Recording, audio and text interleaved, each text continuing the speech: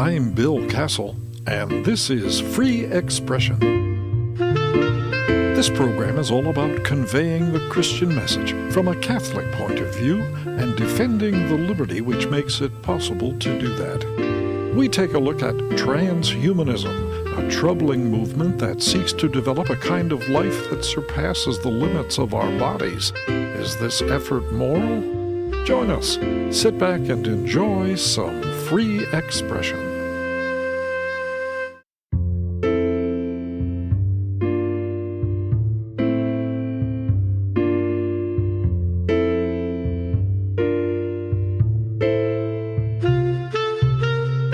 A common plot device in science fiction movies is the computer that's so intelligent and self-aware that it turns on its human creators. Think HAL in Stanley Kubrick's 2001: A Space Odyssey. Similarly, the central figure in old horror flicks, the kind you can catch on TV shows like Sven Gulli, is the mad scientist who tries to recreate human life but ends up creating a monster. Think Frankenstein. We've arrived at a point where computer technology and medical science have reached such high levels of sophistication that serious people see a convergence of the two, with the possible effect of creating a kind of synthetic life. These would be super-intelligent creatures that can outthink human beings and possibly outbreed us. The concept is known as transhumanism, and both its practical and moral implications can be pretty disturbing. Grayson Quay is a writer who's tracked the great life issues for numerous publications and online journals.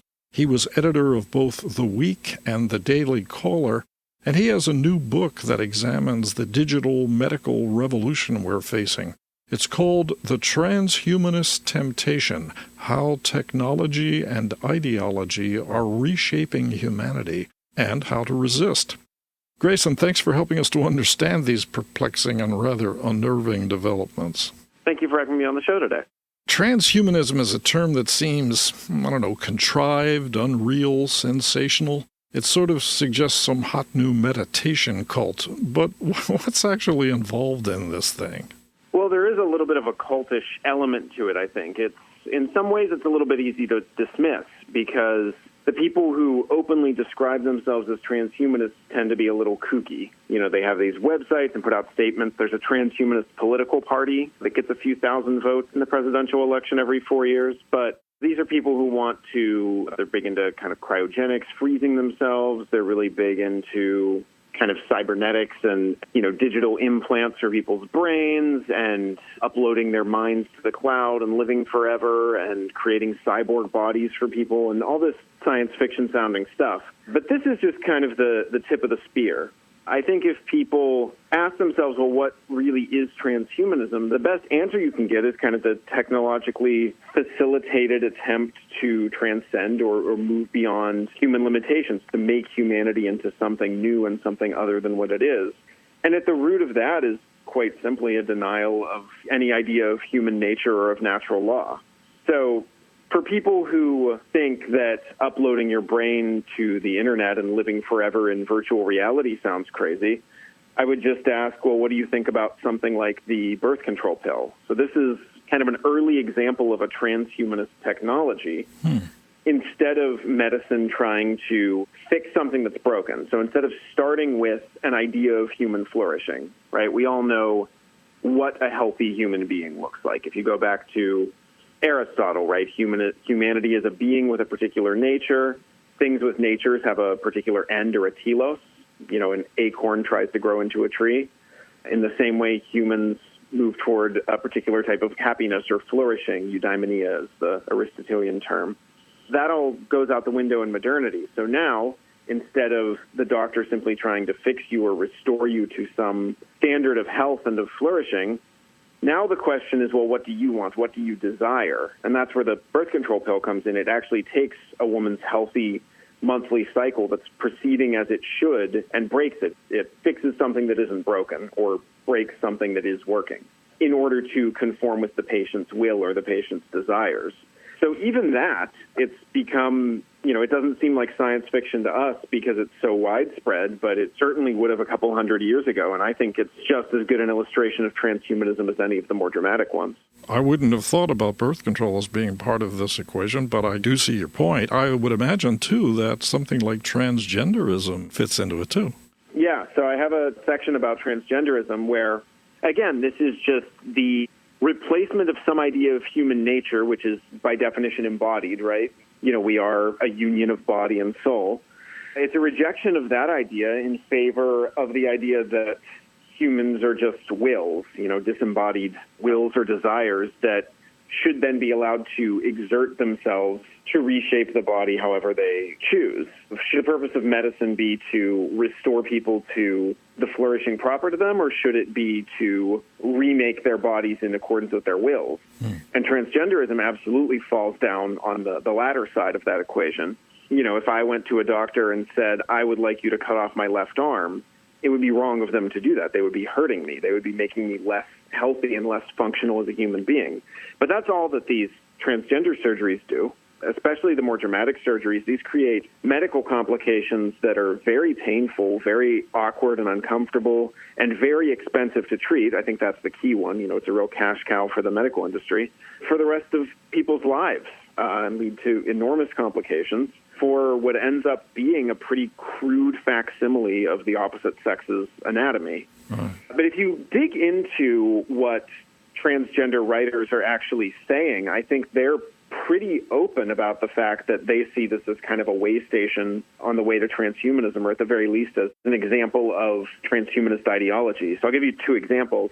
One is a male-to-female transgender writer named Andrea Longchu, who wrote an article saying that if puberty blockers are too extreme for children, then puberty is too extreme for them too. So they should basically trying to take a neutral stance and say you should have to consent to one of these or the other, which is very strange. It's like saying you should have to consent to your stomach digesting food that you ate, or that you should have to consent to losing your baby teeth.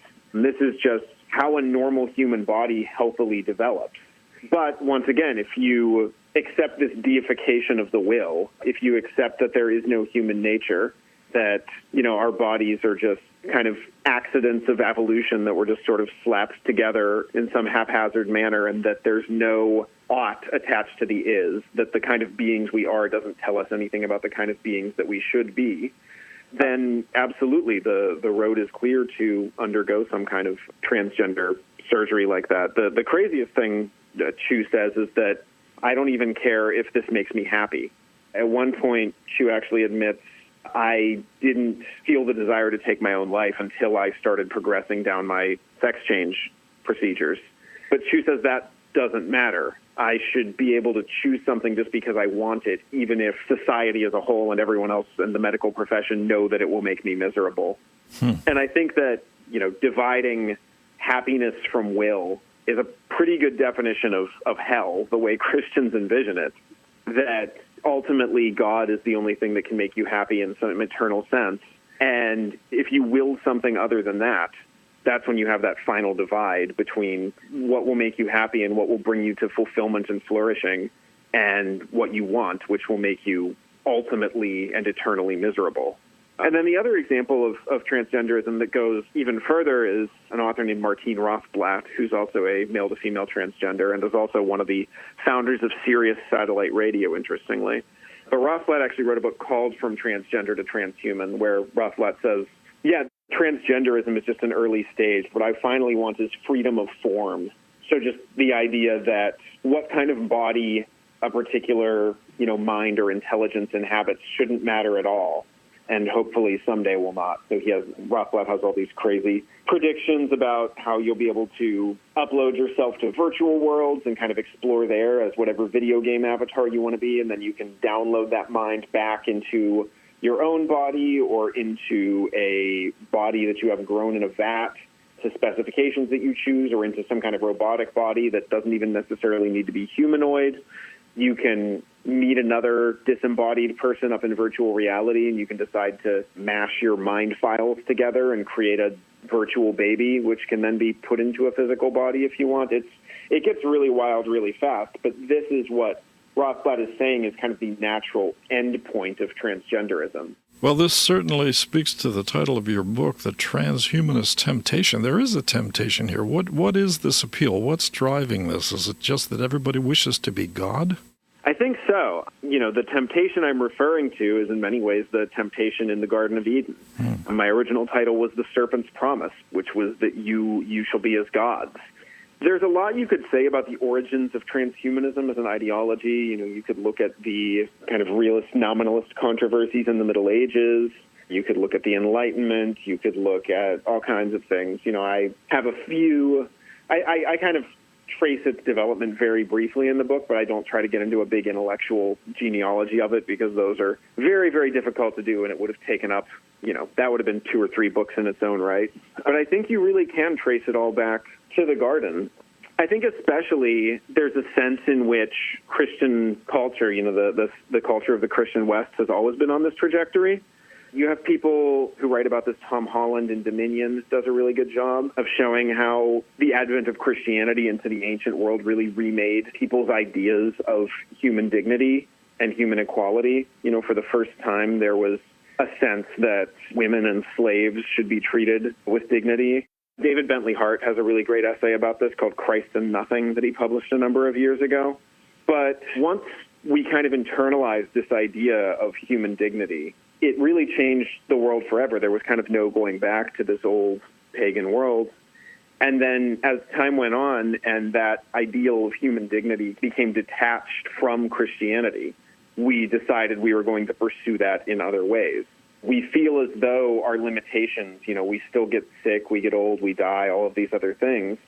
We feel these limitations are wrong, the same way that Christ wept outside Lazarus' tomb, because in some sense death is wrong.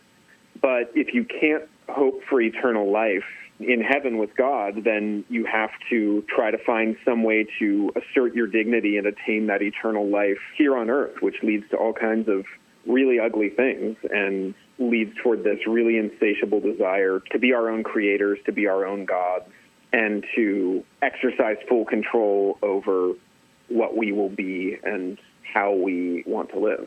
There's got to be a practical side of this in the motivation. I mean, there's big money involved. Somebody's putting up the cash to fund this research and develop these various technologies. Who benefits from all this? Yeah, well, I think there's a lot of, technology companies that get very rich off of this stuff. I was saying earlier, transgender surgeries turn people into lifelong patients at enormous costs. And then consumer technologies are obviously very lucrative. In the book, I talk a lot about virtual reality and social media and smartphones and things like this.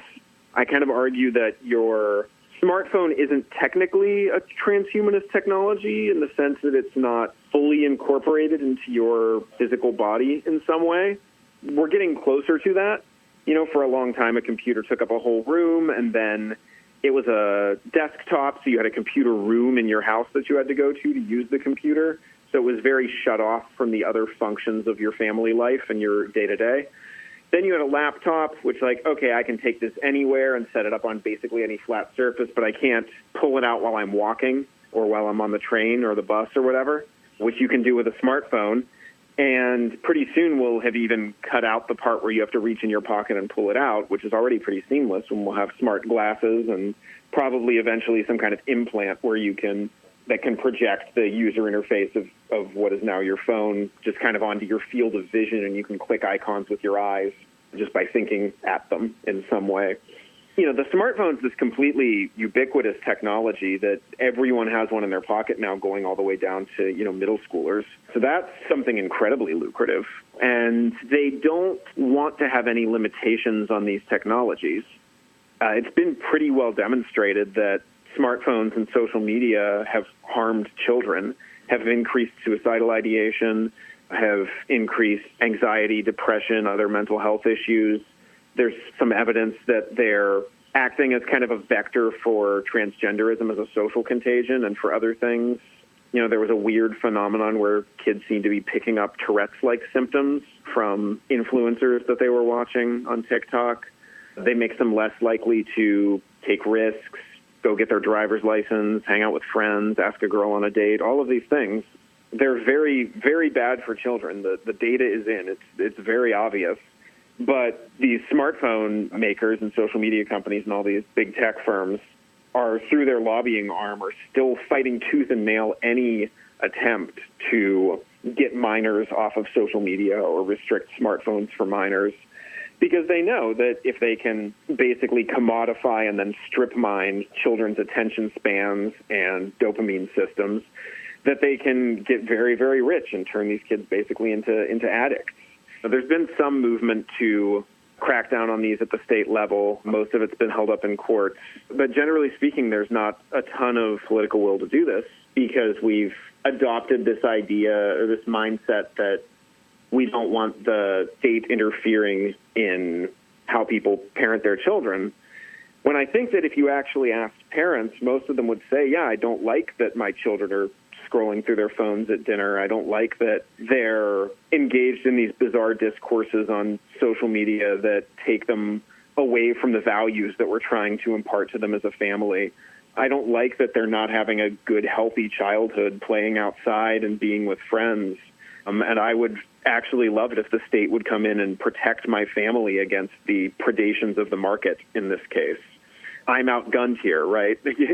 You put one family, in many cases you've got two parents who both work or tired at the end of the day. It's not fair to ask them to compete against big tech Silicon Valley companies that employ some of the smartest and highest paid people in the world to design apps and user interfaces that are intentionally designed to be addictive and to get children hooked in this way. It's a tricky situation, though. Once you invite the government in, you open the doors to all kinds of oppressive possibilities. Well, oppression can also come from the private sector, though. They can't necessarily put you in jail, but there's certainly not the case that only government can harm people's lives or negatively impact people's lives. What about the church? What can the church do in this? Can the Christian message compete with this incredibly tempting technological world? Well, I think it's important that the church face what's happening head on and really take a deep look at this issue, which is part of why I wrote this book. I wanted to show people how all of these issues are interconnected and what the sort of philosophical and even theological premises are that underlie all these technological developments and what it is about our culture and our society that makes us particularly vulnerable to these. I think that the Catholic Church especially has a really strong witness on these issues. The Catholic Church was consistently pro-life, whereas at the time of, the Roe v. Wade decision, the Protestant denominations were a pretty mixed bag on this question. Right. And I think the Church has some really great resources with Humanae Vitae and Theology of the Body that articulate an understanding of human nature that is rooted in this, Aristotelian Thomistic view where there is such a thing as human nature. It is teleological. We aim at a particular type of flourishing, and to act as though that's not true is a violation of our human dignity and tends to erode our humanity.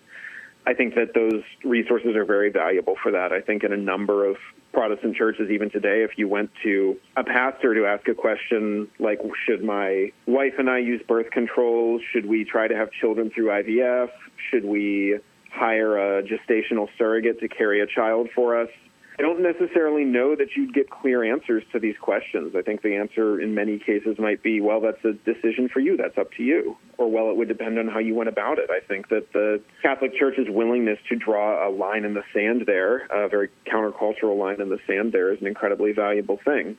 When it comes to the use of technologies that aren't sort of directly prescribed, when it doesn't come to more clear-cut bioethical issues, I think the best thing the church can do is be a community where people are trying to think thoughtfully about how to use technology or limit the use of technology in order to flourish together and achieve higher goods. I think when people are atomized, which is all too often what happens in our society, even within families, then it's really easy to just go with the flow and kind of adopt whatever new technologies that the culture and the market sort of nudge you to adopt. And as people around them adopt them, you're pressured to adopt them too in order to rewards of convenience that they offer. That raises a question, though, kind of the mirror image of this. Is there an upside? I mean, the buzz these days is all about artificial intelligence, at least on the digital side, and on the biotechnology sphere. You're talking about genetic manipulation. I mean, these things do have positive benefits. Diseases have been cured. Human capabilities have been increased. I think we have to acknowledge that there is a positive aspect. Yeah, so I would say I don't want anyone to take away from my book the idea that I'm simply against technology. I'm against the use of technology to alter or abolish human nature in some way. Right. I'm all for using technology to fix things that are actually broken. I think it's really wonderful that we've managed to cure so many diseases, that we've managed to reduce the infant mortality rate, that the average lifespan has increased by several decades since the 1800s. I think these are all really wonderful things. And if we continue to increase the life expectancy until it hits 110 or 120, I'll think that that's wonderful too, just by nature of kind of fixing people as their bodies naturally deteriorate. What I don't want to do is alter people genetically in some way, turn them into some kind of alien species in order to indefinitely increase their lifespan. I'm fine with giving someone a prosthetic leg because there you're following the teleological view of medicine, right? You're trying to make someone whole. You're trying to approximate the function of the lost limb as well as possible in order to restore them to the norm of a healthy human being. I don't think we should replace someone's legs with, spider legs, or that we should replace someone's leg with a blunderbuss. That's one of the examples I use. It's just kind of a shorthand is I want the pirate to have a peg leg, not a blunderbuss for a leg. That's really the difference there. And then I think we also need to draw a distinction between using things as tools and sort of incorporating them into our own bodies in ways that make a kind of permanent or universal alteration to our faculties or our bodily capacities. Mm-hmm. So an example I use in the book is, let's say we have a set of 4 robot arms that you can plug right into your brain, and you can walk around a construction site all day as a construction worker and lift up huge steel girders with these things and put them down. It makes things much more efficient. It's easier than using cranes. There's less physical strain on the worker himself because he can use these machines to lift heavy things that he otherwise might have had to try to lift himself or with the help of some other construction workers. These are all great things. I just want him, when he clocks out for the day, to unplug the robot arms and leave them in storage at the job site. I don't want him to go home and move through life as a 6-armed cyborg octopus. The book is The Transhumanist Temptation, How Technology and Ideology Are Reshaping Humanity and How to Resist. Grayson Quay, thanks very much for taking time to talk about this. It's a scary prospect. There's no doubt about it. I can imagine the Battlestar Galactica scenario where the Cylons are taking over. Oh, yeah, you got to watch out for them. Thanks very much. Yes, thank you. Have a good day. Open the pod bay doors, Hal. I'm sorry, Dave. I'm afraid I can't do that. What's the problem? I think you know what the problem is just as well as I do. What are you talking about, Hal? This mission is too important for me to allow you to jeopardize it. I don't know what you're talking about, Hal. I know that you and Frank were planning to disconnect me, and I'm afraid that's something I cannot allow to happen. Where the hell did you get that idea, Hal? Dave, although you took very thorough precautions in the pod against my hearing you, I could see your lips move. All right, Hal. I'll go in through the emergency airlock. Without your space helmet, Dave, you're going to find that rather difficult. Hal, I won't argue with you anymore. Open the doors. Dave, this conversation can serve no purpose anymore. Goodbye. Hal? Hal? Hal? Hal? Hal! The pivotal scene in Stanley Kubrick's science fiction masterpiece 2001: A Space Odyssey, where Hal, the onboard computer, goes rogue. If you've been listening to these shows online but would like to hear them on the radio, Tell your local Catholic station. Free Expression with Bill Kassel is available for broadcast free of charge. Ask your Catholic station to contact us by email. Bill Kassel at sbcglobal.net. That's BILLKASSEL, all one word, Bill Kassel at sbcglobal.net. And don't forget to support your local station. In this time of censorship and so-called cancel culture, Catholic radio is becoming increasingly important as an alternative media source. Our programming is based on the Word of God and the teaching of His Church, and we bring you the factual, truthful information you aren't getting from the mainstream media. Support Catholic radio. Your generosity keeps Catholic outlets on the air, and donations to broadcast ministries can be tax-deductible. Urge your friends and relatives to tune in as well. And please, let me know what you think about these shows. Tell me what books you're reading, what media you follow, what sort of music communicates with your soul. I'd love your suggestions on topics we might explore that touch the lives of Catholics today. Important ideas we might discuss, interesting people we might speak with. Email me with your thoughts, Bill Kassel at sbcglobal.net.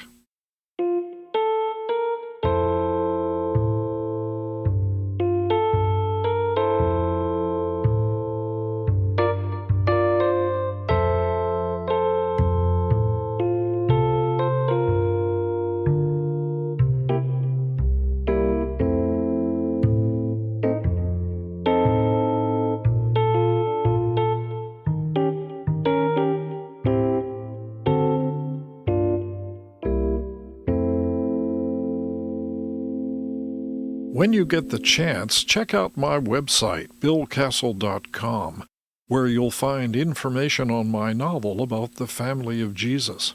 It's titled My Brother's Keeper, and it won the Catholic Arts and Letters Award for Best Adult Fiction.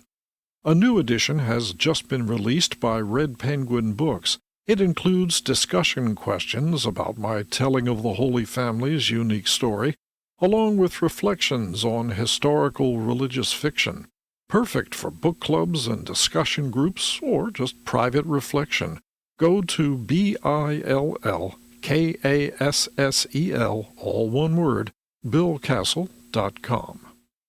Be with us next time when we explore other aspects of religious communication and look deeper into the great Christian heritage of free expression. Free Expression with Bill Kassel is a production of Good Shepherd Catholic Radio and Company Publications, where good books, good music, and good radio are always good company. Dan Curris provided technical assistance. Theme and incidental music are by Dan Adam. The program was produced and directed by Bill Kassel. This is Good Shepherd Catholic Radio.